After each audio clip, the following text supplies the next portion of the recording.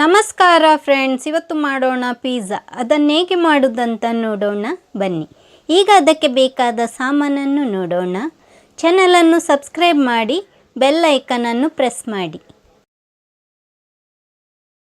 1 ಕಪ್ಪು ಮೈದಾ, ಅರ್ಧ ಕಪ್ಪು ಮೊಸರು, baking powder 1 tea spoon, baking soda ಅರ್ಧ ಟೀ ಸ್ಪೂನ್, 1 ಸ್ಪೂನು ಸಕ್ಕರೆ.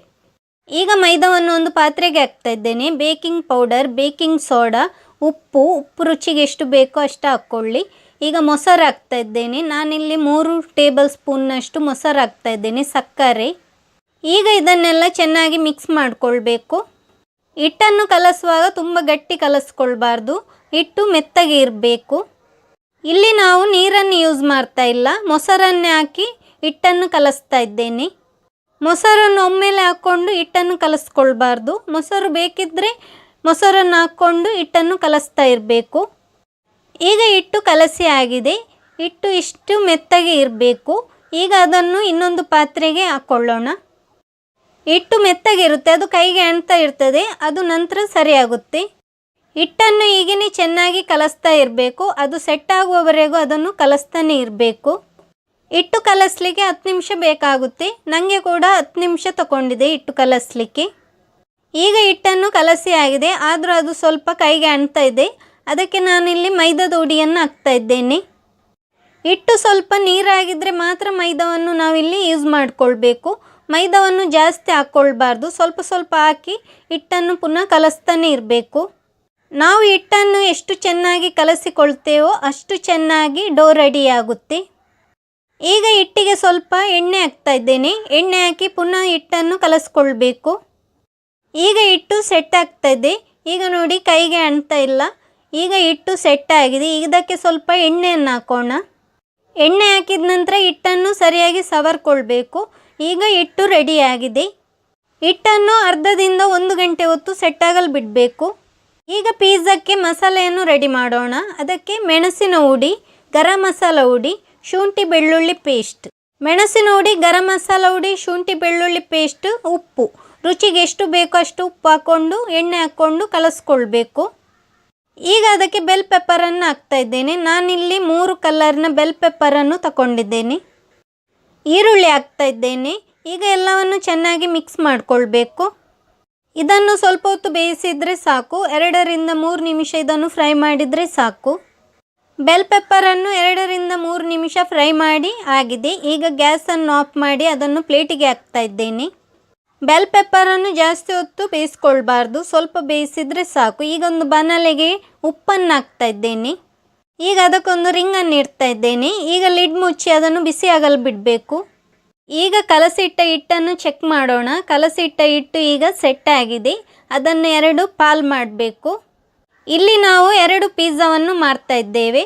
ಒಂದು ಬೆಲ್ ಪೆಪ್ಪರನ್ನು ಬೇಯಿಸ್ಕೊಂಡು ಇನ್ನೊಂದು ಬೆಲ್ ಪೆಪ್ಪರನ್ನು ಬೇಯಿಸದೆ 2 ಪಿಜ್ಜಾವನ್ನು ಮಾಡ್ತಾ ಇದ್ದೇನೆ. ಸ್ವಲ್ಪ ಮೈದಾ ಹಿಟ್ಟನ್ನು ಹಾಕ್ಕೊಂಡು ಇದನ್ನು ಹೀಗೇ ಪ್ರೆಸ್ ಮಾಡಿಕೊಳ್ಬೇಕು. ಕೈಯಲ್ಲಿ ಪ್ರೆಸ್ ಮಾಡಿ ಕೂಡ ನಾವು ಇದನ್ನು ಅಗಲ ಮಾಡ್ಬೋದು, ಇಲ್ಲದಿದ್ದರೆ ಲಟ್ಟಣಿಗೆಯಿಂದ ಲಟ್ಟಿಸ್ಕೊಳ್ಬೇಕು. ನಾನಿಲ್ಲಿ ಲಟ್ಟಣಿಗೆಯಿಂದ ಲಟ್ಟಿಸ್ಕೊಳ್ತಾ ಇದ್ದೇನೆ. ಹಿಟ್ಟು ತುಂಬಾ ಮೆತ್ತಗೆ ಬಂದಿದೆ. ಈಗ ಪಿಜ್ಜಾ ಡೋ ರೆಡಿಯಾಗಿದೆ. ಎಷ್ಟು ದೊಡ್ಡ ಪ್ಯಾನ್ ಉಂಟೋ ಅಷ್ಟು ದೊಡ್ಡದಾಗಿ ಇದನ್ನು ಲಟ್ಟಿಸ್ಕೊಳ್ಬೇಕು. ಈಗ ಪ್ಯಾನಿಗೆ ಇದು ಸೆಟ್ ಆಗ್ತದಂತ ಚೆಕ್ ಮಾಡ್ತಾ ಇದ್ದೇನೆ. ಇದು ಸೆಟ್ ಆಗ್ತಾ ಇದೆ. ಅದನ್ನು ಚೆನ್ನಾಗಿ ಬದಿಯೆಲ್ಲ ಸೆಟ್ ಮಾಡಿಕೊಳ್ಬೇಕು.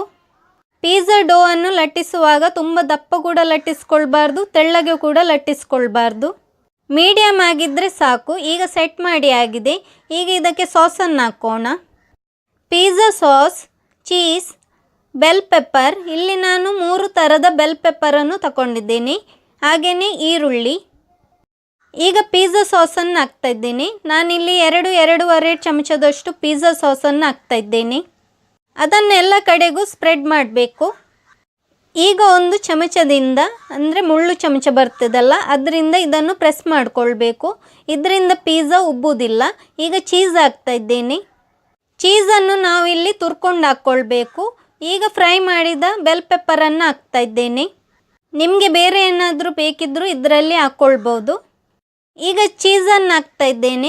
ಚೀಸನ್ನು ಪುನಃ ಮೇಲಕ್ಕೆ ಹಾಕ್ಕೊಳ್ಬೇಕು. ಚೀಸ್ ನಿಮಗೆ ಎಷ್ಟು ಬೇಕೋ ಅಷ್ಟು ಹಾಕ್ಕೊಳ್ಳಿ. ಈಗ ಇದನ್ನು ಬೇಯಲಿಕ್ಕೆ ಇಡೋಣ. ಬೇಯಲಿಕ್ಕಿಡುವಾಗ ಪಾತ್ರೆ ಚೆನ್ನಾಗಿ ಬಿಸಿಯಾಗಿರಬೇಕು. ಈಗ ಬನ್ನಲ್ಲೇ ಚೆನ್ನಾಗಿ ಬಿಸಿಯಾಗಿದೆ, ಅದನ್ನು ಬೇಯಲಿಕ್ಕೆ ಇಡ್ತಾ ಇದ್ದೇನೆ. ಈಗ ಲಿಡ್ ಮುಚ್ಚಿ ಬೇಯಲಿಕ್ಕೆ ಬಿಡೋಣ. ಪಿಜ್ಜಾವನ್ನು ಬೇಯಲಿಕ್ಕಿಡುವಾಗ ಗ್ಯಾಸನ್ನು ಹೈ ಫ್ಲೇಮಲ್ಲಿಟ್ಟು ಬೇಯಿಸ್ಕೊಳ್ಬೇಕು. 7ರಿಂದ 10 ನಿಮಿಷದ ಒಳಗೆ ಪಿಜ್ಜಾ ಬೇಯುತ್ತೆ. ಈಗ ಲಿಡ್ಡನ್ನು ಓಪನ್ ಮಾಡೋಣ. ಪಿಜ್ಜಾ ಬೆಂದಿದೆ, ಇದನ್ನು ಚೆಕ್ ಮಾಡಿ ನೋಡಬೇಕು. ಒಂದು ವೇಳೆ ಪಿಜ್ಜಾ ಬೇಯದಿದ್ದರೆ ಇನ್ನೂ ಸ್ವಲ್ಪ ಹೊತ್ತು ಬೇಯಿಸ್ಕೊಳ್ಬೇಕು. ಈಗ ಪಿಜ್ಜಾವನ್ನು ಹೊರಗೆ ತೆಗಿತಾ ಇದ್ದೇನೆ. ಈಗ ಅದು ಎಷ್ಟು ಸಾಫ್ಟಾಗಿ ಬಂದಿದೆ ಎಂದು ಚೆಕ್ ಮಾಡೋಣ. ಈಗ ಪಿಜ್ಜಾದ ಅಡಿ ತೋರಿಸ್ತಾ ಇದ್ದೇನೆ, ಅದು ಕೂಡ ಚೆನ್ನಾಗಿ ಬಂದಿದೆ. ಈಗ ಪಿಜ್ಜಾವನ್ನು ಪ್ಯಾನಿನಿಂದ ಕೆಳಗೆ ಇಡ್ತಾ ಇದ್ದೇನೆ. ಪಿಜ್ಜಾ ಕಟರಿನಿಂದ ನಾನೀಗ ಪಿಜ್ಜಾವನ್ನು ಕಟ್ ಮಾಡ್ತಾ ಇದ್ದೇನೆ. ಪಿಜ್ಜಾ ತುಂಬಾ ಸಾಫ್ಟಾಗಿ ಬಂದಿದೆ, ಗಟ್ಟಿ ಏನೂ ಬರಲಿಲ್ಲ. ನಾವು ಪಿಜ್ಜಾ ಡೋವನ್ನು ರೆಡಿ ಮಾಡುವಾಗ ಎಷ್ಟು ಟೈಮು ಅದನ್ನು ಸೆಟ್ ಮಾಡ್ತೇವೋ ಅಷ್ಟು ಚೆನ್ನಾಗಿ ಪಿಜ್ಜಾ ಬರುತ್ತೆ. ಈಗ ಒಂದು ಪೀಸ್ ಪಿಜ್ಜಾವನ್ನು ನಾನಿಲ್ಲಿ ತೆಗೆದು ತೋರಿಸ್ತಾ ಇದ್ದೇನೆ, ಎಷ್ಟು ಚೆನ್ನಾಗಿ ಎಷ್ಟು ಮೆತ್ತಗೆ ಬಂದಿದೆ ನೋಡಿ. ಈಗ ಇನ್ನೊಂದು ಪಿಜ್ಜಾವನ್ನು ರೆಡಿ ಮಾಡೋಣ. ಈಗ ಇನ್ನೊಂದು ಹಿಟ್ಟಿನ ಬಾಲನ್ನು ನಾನಿಲ್ಲಿ ಲಟ್ಟಿಸ್ತಾ ಇದ್ದೇನೆ. ಪ್ಯಾನ್ ಎಷ್ಟು ದೊಡ್ಡದುಂಟು ಅಷ್ಟು ದೊಡ್ಡದಾಗಿ ಲಟ್ಟಿಸ್ಕೊಳ್ಬೇಕು. ಈಗ ಲಟ್ಟಿಸಿ ಆಗಿದೆ, ಇದನ್ನು ಪ್ಯಾನಿಗೆ ಹಾಕ್ತಾ ಇದ್ದೇನೆ. ಪ್ಯಾನಿಗೆ ಹಾಕಿದ ನಂತರ ಅದನ್ನು ಸೆಟ್ ಮಾಡಿಕೊಳ್ಬೇಕು. ಈಗ ಸೆಟ್ ಮಾಡಿಕೊಂಡಾಗಿದೆ. ಈಗ ಒಂದು ಚಮಚದಿಂದ ಅದನ್ನು ಹೀಗೇ ಪ್ರೆಸ್ ಮಾಡಿಕೊಳ್ಬೇಕು, ಇದರಿಂದ ಪಿಜ್ಜಾ ಉಬ್ಬುವುದಿಲ್ಲ. ಈಗ ಪಿಜ್ಜಾ ಸಾಸನ್ನು ಹಾಕೋಣ. ಪಿಜ್ಜಾ ಸಾಸನ್ನು ನಾನಿಲ್ಲಿ 2 ಚಮಚದಷ್ಟು ಹಾಕ್ಕೊಂಡಿದ್ದೇನೆ. ಅದನ್ನು ಕೂಡ ಚೆನ್ನಾಗಿ ಸ್ಪ್ರೆಡ್ ಮಾಡಿಕೊಳ್ಬೇಕು. ಈಗ ಚೀಸನ್ನು ಹಾಕ್ತಾ ಇದ್ದೇನೆ.